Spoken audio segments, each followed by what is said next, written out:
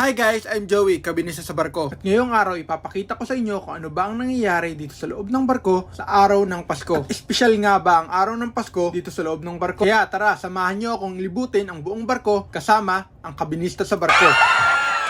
Umaga pa lang kailangan natin tapusin ng maaga lahat ng kabina at isarado ang mga kortina dahil sa araw na to magkakaroon ng balcony washing kung saan lahat ng balcony ay kailangan nating linisin. Gabi pa lamang ay naglalagay na kami ng balcony pliers kung saan nakasaad dito na lilinisin namin ang kanilang balcony at kailangan nakasara ang kanilang kortina dahil sa pagsapit ng umaga, dadaan kami sa lahat ng balcony separation door at lilinisin ang kanilang balcony area. Kaya kailangan nating i-make sure na lahat ng mga pasahero ay aware sa mga mangyayaring balcony washing at iwas complain na rin dahil lahat ng housekeeping department, simula sa hotel cleaner hanggang pool boy, pati mga deck department ay dadaan sa kanilang balcony room. At after nilang magawa ang kanilang duty, kailangan lahat ng kabinista dadaanan ulit lahat ng balcony para i-make sure na malinis at walang maintenance at sisiguraduhin na lahat ng partition door ay nakasarado. Kaya after natin dyan, kailangan na natin kumain para sa ating lunch. At salamat pala sa lahat ng mga crew simula sa ating laundry department kung saan sila ang nag-aasikaso sa lahat ng laundry service sa barko, crew cleaner department kung saan sila naman nag-aasikaso at nagmi-maintain sa lahat ng crew area natin, sa mga chef at sa mga crew miss attendant natin nagpapakain sa atin, at saludo sa mga galley department na naguhugas ng mga plato natin. At dahil sa tagal nating paggagala, tayo na lang palang naiwan dito sa ating deck dahil halos lahat ng kabinista ay nagmamadali para makalabas ng barko. Di tayo papahuli dyan, kailangan din nating magmadali. Ibalik ang ating susi sa housekeeping office. At nang makababa na rin tayo sa ating kabina. Bago pa lang ako makababa sa aking kabina, nakita ko ang mga ibang crew na nakaredy na rin para gumala. Kaya pagpasok ko agad sa aking kabina, nagbihis agad ako kasi nga limitado lang oras natin. Kaya nga dahil Pasko ngayon, tayo na ang gagawa ng espesyal para sa ating sarili. At kailangan aware tayo kung ano ang crew all on board. Ang ibig sabihin yan, kailangan bago dumating ang oras na yon ay nakabalik ka na ng barko. Dahil kung hindi mo nabasa yun at na-late ka, dito ka na mag-New Year sa Puerto Rico. Kaya dahil nandito na tayo sa Puerto Rico, bilhin na natin ng mga bagay na kailangan natin sa barko. Lip balm para sa mga labi nating nanunuyo. Mahirap, wala kasing kumakagat eh. Tara, at may mga nakita akong crew na kumakain dito para magkalaman na rin ng ating tiyan. At dahil sabi nila ay 10 minutes pa bago dumating ang ating order, bumili muna ako ng beer pampalamig ng dumating ng ating chicken wings. Naghanap na tayo ng magandang spot para kumain. Ganito ang magiging buhay mo pag nagtrabaho ka sa barko. Gagawa ka ng mga bagay na magpapasaya sa'yo, pero kapalit naman ito ang pahinga mo. Dahil alam nyo na pag nagtrabaho kayo sa barko, wala tayong day off hanggang matapos ang ating kontrata. Kaya wala pang isa't kalahating oras, kailangan ko nang bumalik ng barko para makatulog at makapagpahinga pa. Yung kakabina ko pala, bumili ng sapatos pampasalubong para sa mga minamahal niya. Kaya kailangan natin magpahinga ng matagal. It's a prank! Dahil lumabas ka, anong aasahan mo? Makakatulog ka ng matagal? Walang ganun, Joey. Magbihis ka na, boy. Kaya ginamit ko na tong lip balm na binili ko. Diba? Fresh na ulit. Kaya Merry Christmas! Pag akyat ko, may nakita pa ako dito, kausap ang family niya. Yan lang talaga ang way ng kasiyahan ng mga crew, ang makausap ang family nila. Pero balik tayo sa realidad, kung saan kailangan na natin kumuha ng program at ipamigay sa aming mga pasahero. At habang nag-aantay kami ng elevator paakyat, kailangan ko muna palang magkape kasi inaantok pa ako. Wala mas pinili nating gumala kaysa magpahinga. Kaya nag-order muna tayo dito ng 3-in-1 at ng stick o. At habang nagkakape ako, napanood ko tong mga crew na naglalaro. Kaya nakilaro na rin ako. At kung nagyoyosi ka or smoker ka, meron din kaming smoking area dito habang nagkakape ka. Kaya kailangan nating bumalik ng trabaho. Trolley ko na lang pala yung wala dito. Kaya kailangan na ulit nating magpanggap ngayong gabi kasi pinakitaan na tayo ng kaibigan natin. Binigyan na siya ng pamasko ng pasahero niya. Pero binigyan din naman tayo, pero hindi lang ganun kalaki. Kaya itago na natin yan. Kasi dito sa barko, karamihan sa mga pasahero naglalagay rin ng mga decoration saan sa pagdaan mo mararamdaman mo ang Pasko. At pagkatapos ko sa ilang kabina, naglakad na ako papunta ng crew mess para kumain. At ngayon meron silang chicken nugget, grilled beef burger, meron din sila ditong hotdog, ang katapusang fries, at merong pizza margarita. Kami kang pagpipilian kaya nasa sayo na lang kung anong gusto mong kainin. Meron din silang mga dessert, chicken, pork, at meron din sila ngayong fried salmon. At syempre, ang unlimited ice cream. Tara, kain po tayo. At habang kumakain ako, papalo naman ako kaibigan. At pa-share na rin ako sa mga kaibigan mo na gusto or balak magbarko. At bago ako bumalik sa aking section, daanan ko ang masisipag nating crew cleaner. Yan ang stepping stone nila papunta sa pagiging kabinista. Kaya ngayong gabi, tinapos ko na lahat ng aking report at binalik ko na rin ang aking gamit. At aalamin natin paano ba salubungin ng mga crew ang Pasko sa barko. At pag uwi ko pa lang ng kabina, mas pinili ng aking kakabina na kausapin ng kanyang mahal sa buhay. Yung mga crew din tayong nagiinom, nagsasaya, at di mawawala ang kainan. At dahil sa kahit anong hirap ng trabaho sa barko, huwag nating kalimutan na minsan kailangan din nating magsaya. At sa muli, ako nga pala si Joey, ang kabinista sa barko. At sa muli nating pagkikita, paalam!